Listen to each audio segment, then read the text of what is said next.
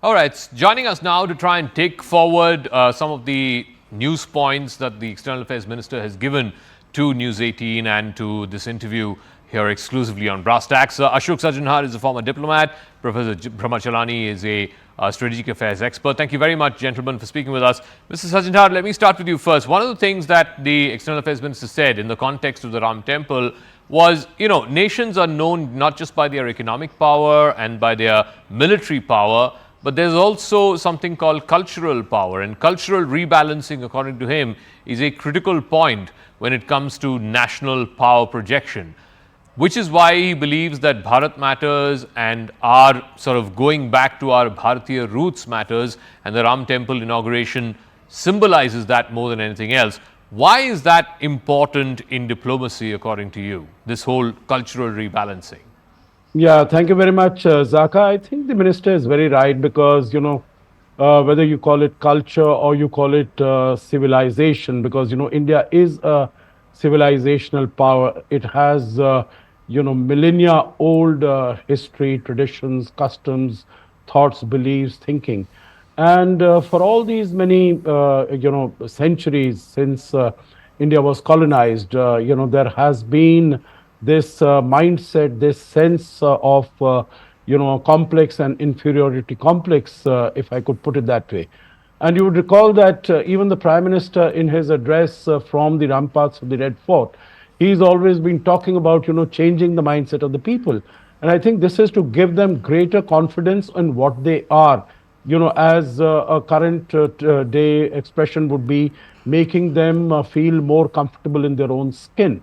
So, being confident of what they are. And I think this is what he's trying to get at, that in the past, just after independence, Indians have been somewhat, on the back foot. They have been defensive. They have been apologetic about what they are, whether their religion, whether their customs, traditions, etc. And right now, it is that is a very essential part of what we are, what Bharat is, what Indians are, and they need to recognize, they need to celebrate, they need to feel confident about it. And that is what he has tried to, I guess, put in his book and also in his interview with you. Professor Chellaney, one part of it is, of course, the restitution of an old civilizational state back to its glorious state. Of course, there was this, periods of colonialism, invasion, etc. So the Ram Temple consecration, the Pran Pratishtha can be seen from that point of view, that as one of our reporters said, Shri Ram ji apne awas pe wapas aa rahe 500 saal baad. But there is also a very deeply contested, deeply political history, recent history around that temple. How do you square one against the other?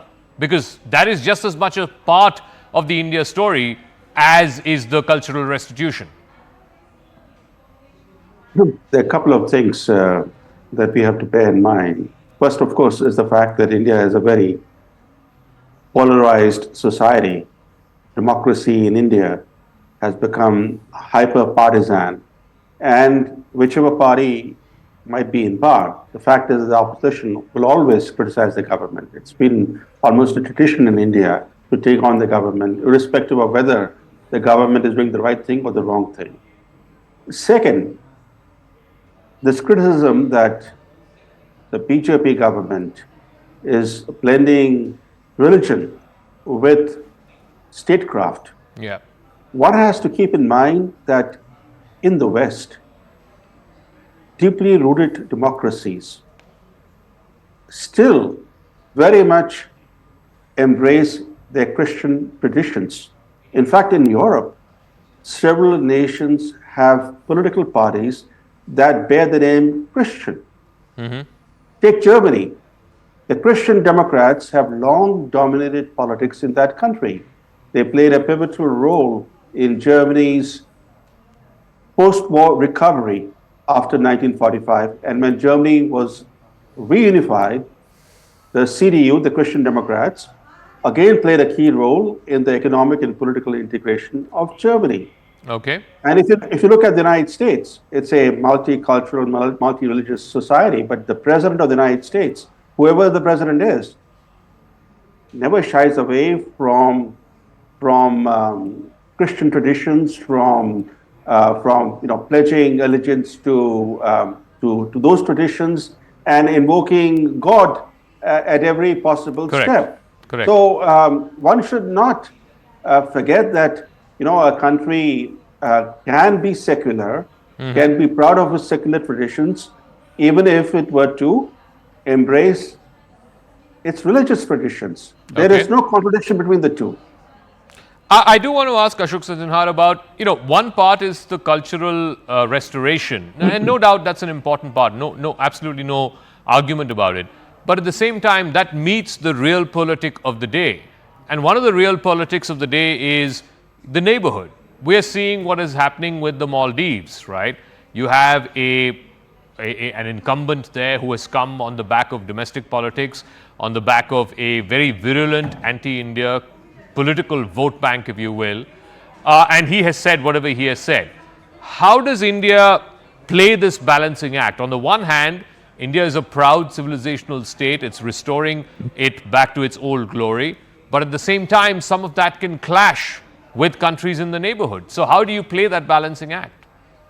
No, I think as far as our cultural heritage is concerned, our legacy, our background is concerned, I think this is something that we limit to our own land. We are not wearing it on our sleeves and trying to promote it and propagate it either in our neighborhood or to other parts of the world. It's only those people who are there who you associate with, as far as the Ram Janmabhoomi issue is concerned, it is the Hindus around the world who will sort of, feel inspired and motivated and encouraged by what is happening.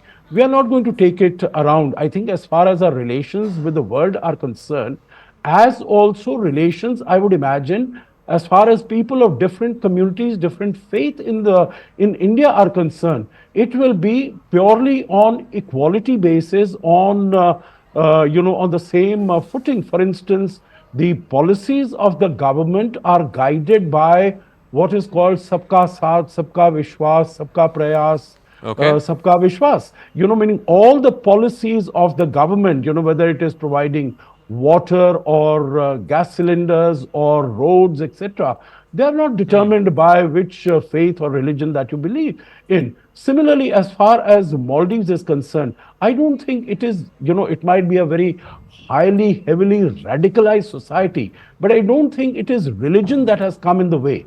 It is, geopolitics that has come in the way.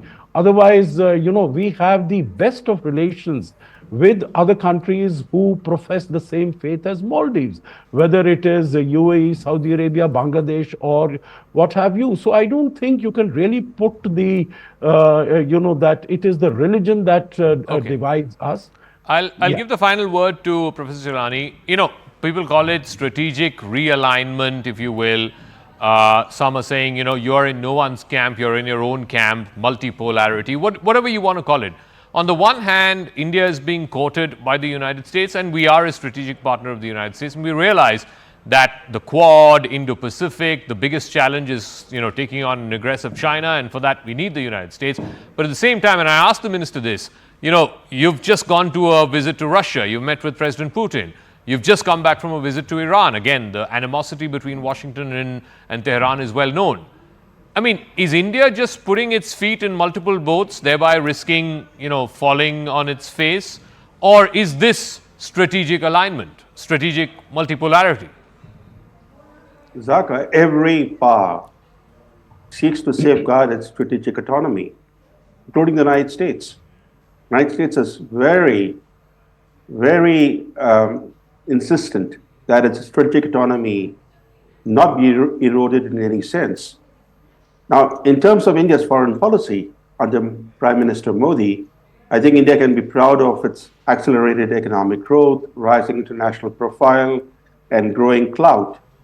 India's economy, the world's fifth largest, is today the fastest growing among major countries, and India has emerged as a powerful voice for the global south. So there have been some important successes in terms of Indian foreign policy and diplomacy. But we should not forget the biggest failure of the Modi government in diplomacy. The fact that despite meeting President Xi Jinping 18 times, the Modi government failed to anticipate China's land grabs in Ladakh. The result is that that border, the Indo-Tibetan border, now has become a hot border with tens of thousands of tribal troops deployed, and we have a situation which is almost as resembling a warlike situation. It's a situation that can lead to war. And this is imposing long-term costs on India. Why did we fail to anticipate the Chinese aggression?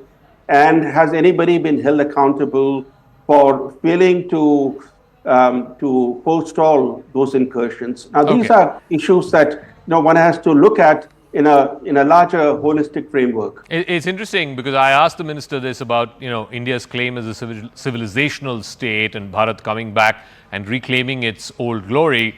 The Chinese make that same argument that they too are a civilizational state, and his view was that before imperialism began in the 15th, 16th century, there was place for multiple civilizational states, and he sees that the future, whether it's the next 10, 20, 30, 50 years ahead, will have place for multiple ideas and multiple ideologies and multiple differing points of view, as long as they don't clash in a sort of violent, almost consequential way. So he believes there is space for differing points of view and differing civilizational states, as it were. But we'll leave it at that. Thank you very much, Ashok Sajjanhar, and also Mr. Diplomat Chellaney, for joining us. That's a wrap. Thank you very much. That full interview with Dr. S. Jaishankar, the External Affairs Minister, going up on our website, news18.com, as well as our various social media handles at CNN News 18. Thank you very much for your time. Good night.